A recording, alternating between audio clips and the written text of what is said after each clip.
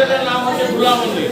রবীন্দ্রনাথ ঠাকুরের লেখা ভোলা মন্দির কবিতাটা তোমরা মনোযোগ দিয়ে শোনো, এবং এই কবিতাটা যখন পাঠ করছো তোমরা খেয়াল করবে এবং মনোযোগ দিয়ে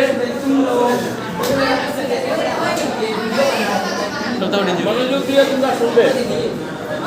ভজন পূজন সাধন আরাধনা সমস্ত ভাগ করে রুদ্ধদ্বারে দেবালয়ে তোরে কেন আছি সরে, অন্ধকারে লুকিয়ে আপন মনে কাহারে মনে নয়ন মেরে দেখতে কিছুই চেয়ে দেবতা নাই করে।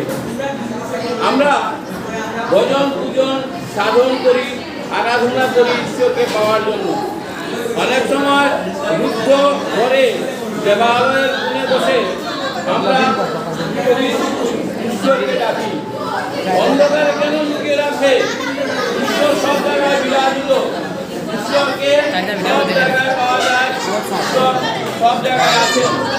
তাই ঈশ্বরকে লুকিয়ে পূজা করার কোনো দরকার নেই, সংগোপনে পূজা করার দরকার নেই। নয়ন মেলে তুই দেখ, তুমি চোখ খুলে দেখো যে কি হবে, ঈশ্বর সব জায়গায় বিরাজিত। হ্যাঁ,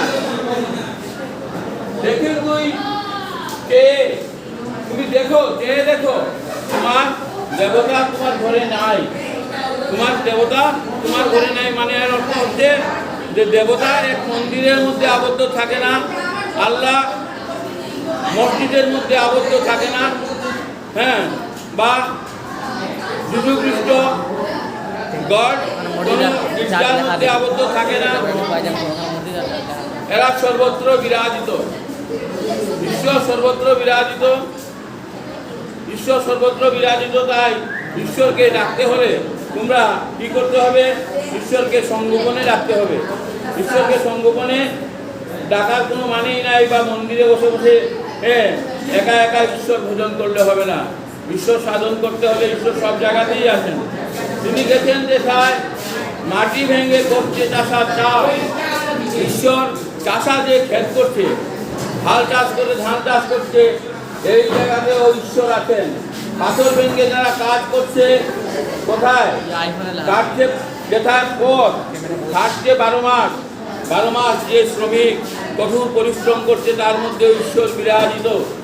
রুদ্রে জলে আছেন সবার সাথে, সবার সাথে ঈশ্বর আছেন। ঈশ্বর নাই একথা বলার ঠিক নয়, ঈশ্বর সর্বত্র বিরাজিত। রবীন্দ্রনাথ ঠাকুর বলছেন যে ঈশ্বর সব জায়গায় বিরাজিত। যারা পাথর কাটছে, যারা খেতে কাজ করছে, ওদের কাছে ঈশ্বর আছেন। ওরাও ঈশ্বর সাধনাই করছে, তারাই জনসেবা করছে, জনসভার মাধ্যমে তারা ঈশ্বর সাধনা করছে। রুদ্রে জলে আছেন সবার সাথে, রুদ্রে আছেন, জলে আছেন, ঈশ্বর সবার কাছে আছেন। ধুলা তাহার লেগেছে দুই হাতে, ধুলা মাটি এগুলো তার হাতে লেগেছে, আর হাতে ধুলা মাটি এগুলো লেগেছে। ঈশ্বর মাটির সঙ্গে মিশে আছেন। তারই মতন সূচিভূষণ শাড়ি বাইরে ধুলায় পড়ে তোমরা এত সূচিভূষণ নিয়ে ঠাকুর ঘরে বসে বসে ঈশ্বরকে আরাধনা করলে ঈশ্বরকে পাওয়া যেতে নাও পারে। তোমরা কি করো? তোমরা ওই সাধারণ মানুষদের মধ্যে এসে যাও, সাধারণ মানুষের মধ্যে মিশে যাও। এখানে কি হবে? তাদের যে হাতে ধুলা লেগেছে, এখানে দুই হাতে তারা যে বসন, হ্যাঁ, যেটা ধুলা বিশুদ্ধ, এখানে ঈশ্বর আছেন। মুক্তি বলে, মুক্তি কোথায় পাবি? মুক্তি কোথায় আছে? মুক্তি কি অত সহজে পাওয়া যায়? ঈশ্বর সাধন করলে কি মুক্তি হয়? মুক্তি বাবা এত সোজা নয়। মুক্তি কোথায় আছে? আপনি প্রভু সৃষ্টি বাদন করে বাধা সবার কাছে। ঈশ্বর সবাইকে সৃষ্টি করেছে। ঈশ্বর আপনি, ঈশ্বর বলতে এখানে ঈশ্বর সবার কাছে বাধা পড়ে আছে। রাখলে ধ্যান, রাখলে ফুলের ডালি, তোমরা ধ্যান রাখো, ফুলের ডালি রাখো। ফুল পুষ্প দিয়ে আমরা কি করি? ঈশ্বরকে সাধনা করি বা ভজনা করি। এইগুলি রেখে দাও, এইগুলি দরকার নেই।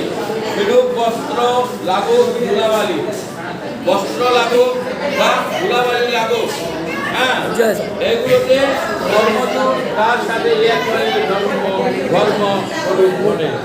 এভাবে কি করবে যে কর্মযুগে তার সাথে কি হবে, তাদের সাথে কর্মযোগ দাও। ঈশ্বর বলেছেন বা এটা আছে কর্মই ধর্ম, কর্মের মাধ্যমে আমরা ঈশ্বরকে পেতে পারি। এটা এই জন্য বিদায় একটা অধ্যায় আছে কর্মযুগ। কর্মযুগ মানে ঈশ্বরকে কর্মের মাধ্যমে আমরা পেতে পারি। তাই কবি বলছেন যে কর্মকে তার সাথে এক হয়ে ধর্ম করুন বলে। কাজে আমরা যদি তাদের সাথে যোগাযোগ করি তাহলে কি হবে, আমাদের গা থেকে ঘাম ঝরবে এবং এতে কি হবে, এই ঈশ্বরকে পাওয়ার বা মুক্তি পাওয়ার রাস্তাটা হবে। এই বলে তোমাদের কার্ডটা শেষ করছি। তোমরা প্রশ্নগুলো শিখবে এবং শব্দার্থগুলো শিখবে। ভজন মানে ভজনা করা, দেবালয় মানে মন্দির, সঙ্গবনে মানে অন্তরালে, সূচি মানে শুদ্ধ, মুক্তি উদ্ধার, বসন কাপড়, নয়ন চোখ, দেবতা ঈশ্বর, আরাধনা উপাসনা, যুদ্ধকারী মানে দ্বার বন্ধ করে বা দরজা বন্ধ করে, প্রভু মানে ভগবান বা ঈশ্বর। আজকে তোমাদের এই কবিতাটা পড়লাম, তোমরা বাড়াতে পড়বে এবং এইটা থেকে যে সম্ভাব্য প্রশ্ন উত্তর আছে রবীন্দ্রনাথের লেখা, এটা কিন্তু খুব একটা বিখ্যাত কবিতা ধুলা মন্দির। কারণ এই ধুলা মন্দির কবিতাটা কবি গীতাঞ্জলি কাব্যে স্থান পেয়েছিল। গীতাঞ্জলি কাব্যের জন্য কবি রবীন্দ্রনাথ নোবেল পুরস্কার পেয়েছিলেন। এটা একটা বিশ্ব শ্রেষ্ঠ পৃথিবী বিখ্যাত কবিতা। এই কবিতাটা পৃথিবীর বিভিন্ন ভাষায় অঙ্কিত হয়েছে। তাই তোমরা এই কবিতাটা মনোযোগ দিয়ে পড়বে, কারণ এটা গীতাঞ্জলির কবিতা। মনে রাখবে এটা গীতাঞ্জলির কবিতা, তাই তোমরা মনে রাখবে এবং পড়তে হবে। আজকে এই বলেই আমার ক্লাসটা তোমাদের শেষ করছি।